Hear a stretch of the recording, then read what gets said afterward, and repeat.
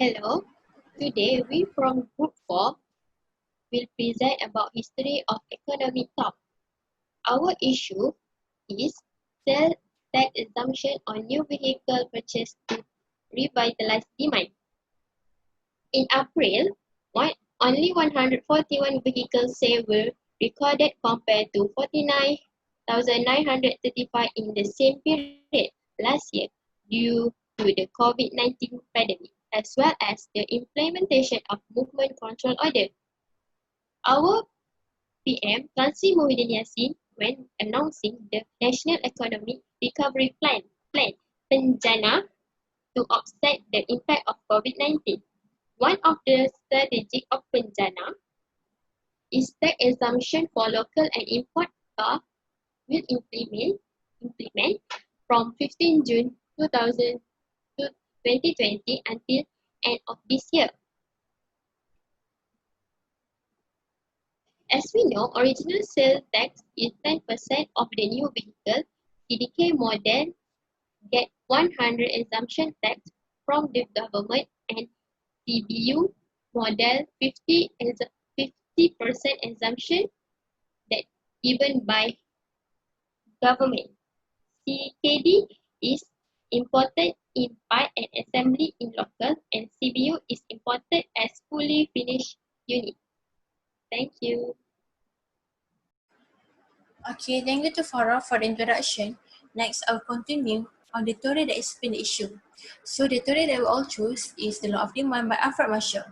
According to Alfred Marshall, the law of demand explains that the relationship between the quantity demand of a good and the price are inversely related, which means the lower the price of good, the higher the demand of its own good.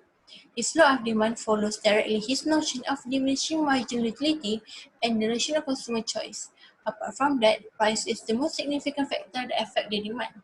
As you all can see, diagram 1 shows the changes in quantity demanded, and it can be referred to the movement along the demand that only can be caused by a change in price. So the higher quantity demand, the lower the price of its own good. While diagram 2 explains about the changes in demand that can be measured by the shifting in the demand curve. If there is an increase or decrease in demand, the demand curve will shift to the right or left respectively. There are various factors that make shifting of the demand curve, such as taste and preference of consumer, income of the people, and changes in price of related goods. Next, as I mentioned earlier, the law of demand stated that the amount demand increase will fall in price and diminish with a rise in price. In this article, the tax exemption that has been implemented by the government will reduce the cost of production and selling price. So as a result, the demand of new vehicle will increase as more customers will buy the vehicle. However, according to the president of Malaysia Automotive Association, Dato' Aisyah Ahmad, they are still cautious and focused to the goal to obtain sales of 400,000 unit vehicle compared to their original target sale, which is 620,000 unit vehicle.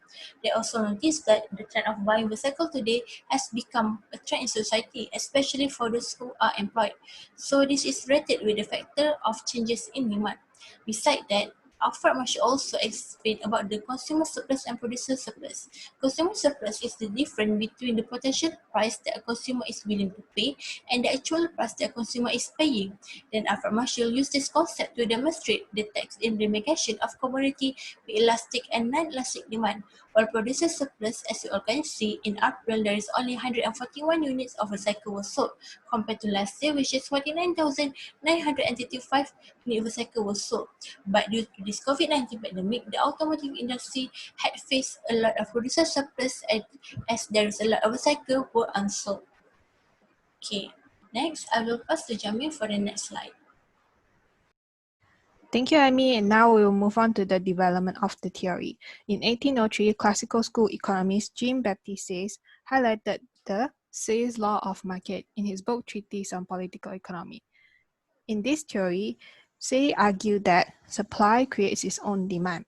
Even though the exact phrase did not appear in any of Say's writings, he reasoned that the demand of a product now actually depends on the ability to produce in the past, as it generates income to purchase. In short, production determines demand. For example, a businessman produces a product. If the good is sold, This will generate wages for his worker and profit for the businessman himself. Thus, the production will increase wealth and lead to demand for other goods. An important assumption on Say's law of market is he views money only as a temporary medium of exchange, meaning that people do not hold on money. Instead, they will exchange money with more goods and services, which in turn create demand. He also argued that there should be no imbalance in supply and demand. If there is an excess supply of one good, there must be a deficiency of another.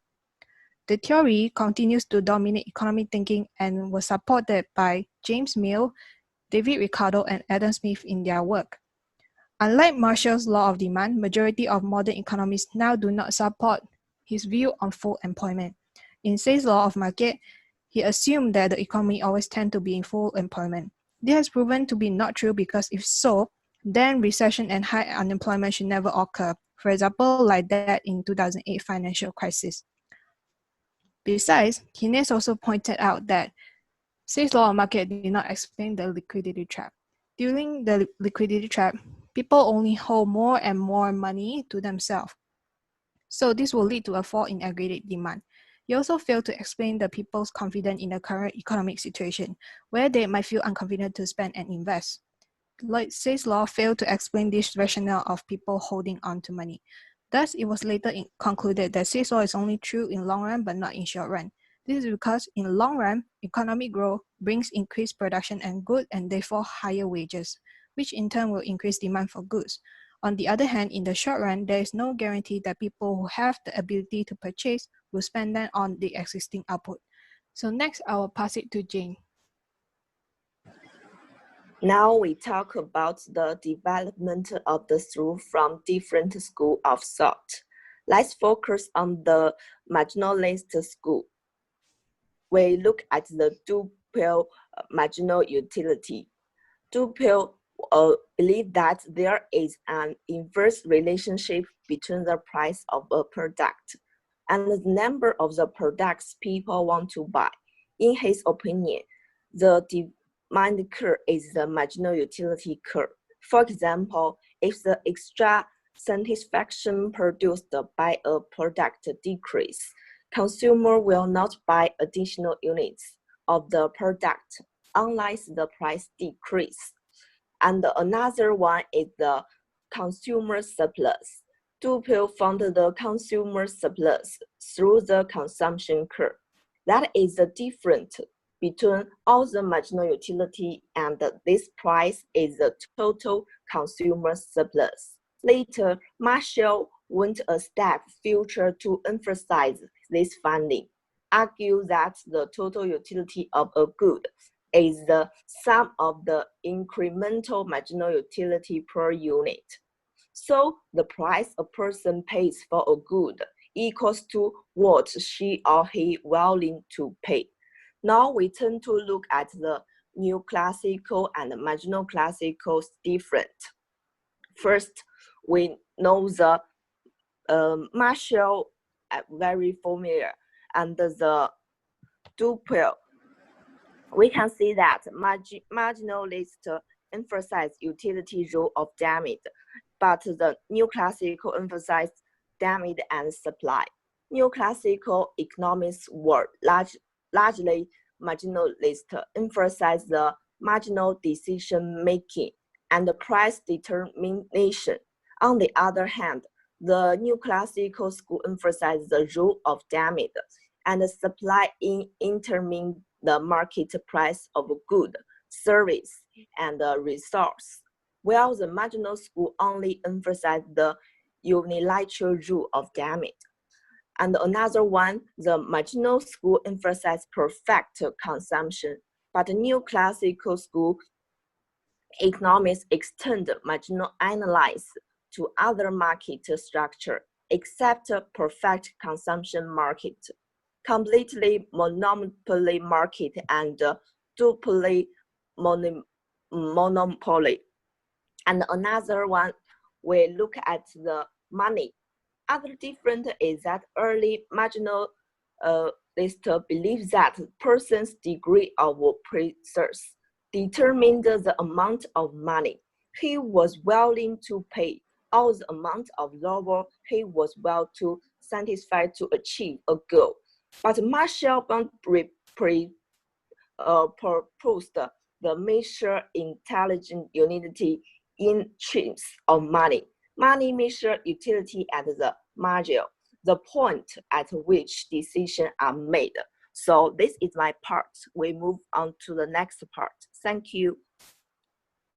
Okay, next is last development of the theory related determine demand is Keynesian school.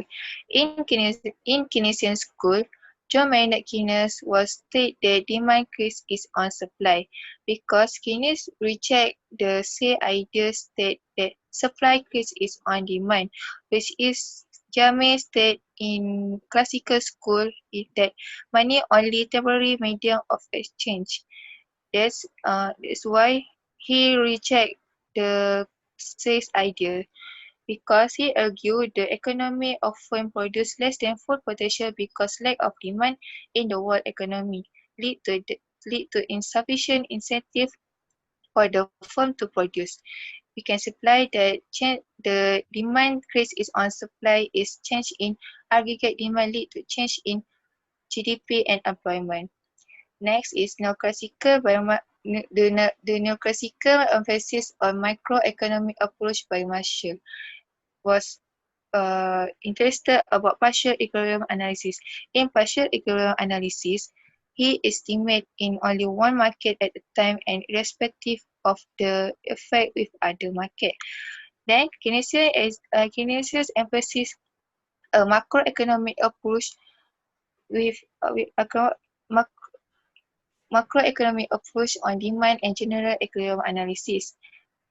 In general equilibrium analysis, he stated that the world economy rather than one market such as partial equilibrium analysis, which is can affected with other markets. That's why Keynesian exists the general equilibrium analysis. Can that supply and demand can equal, then can get general equilibrium. Next is classical economics was encourage people to saving and thrift, but Keynesian encouraged people to spend and not to be thrift in during a period of deflation because to prevent by influencing aggregate demand to get stable and can support government intervention policies. When more saving can reduce effective aggregate demand and affect investment and employment. Then Keynesian was focused on the short run, which is short run determined by aggregate demand depends on the tendency to consume an amount of investment at a certain time. That's all for me. Thank you.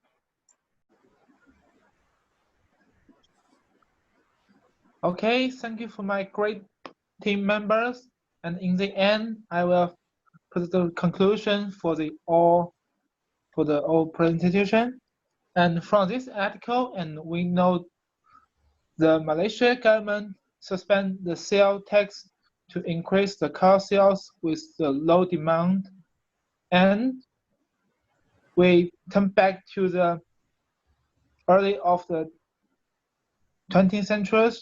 We know the Marshall followed the marginal unity and the rotation consumer choice. The quantity of demand increase as price fall and the decrease as price rise. From the Duke, we know he is the first one to emphasize the marginal unity from the customer supplies through the consumer curve. And we also know in classical school, the James believe the supply create the demand, but in the other hand, the Keynesian school, the Keynes believe that the demand create its own supply. From this article, we know the history about economy and economists. We know the regional of the modern economy and the new economic school. And we learn more about from our great economists in the history. Thank you for everyone.